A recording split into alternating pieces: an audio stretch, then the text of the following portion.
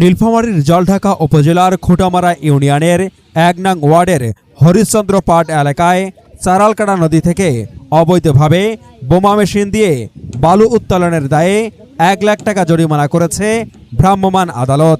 একই সঙ্গে বালু উত্তোলনে ব্যবহৃত বেশ কিছু সরঞ্জাম নষ্ট করে দেওয়া হয়েছে।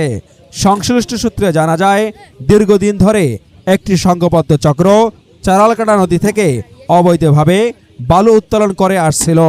এতে নদীর পরিবেশ ও তীরবর্তী এলাকার ক্ষতির আশঙ্কায় স্থানীয় এলাকাবাসী অভিযোগ করেন।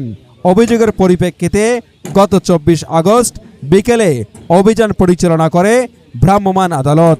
অভিযানে অবৈধভাবে বালু উত্তোলনের প্রমাণ পাওয়ায় সংশ্লিষ্টদের ১ লাখ টাকা জরিমানা করা হয়।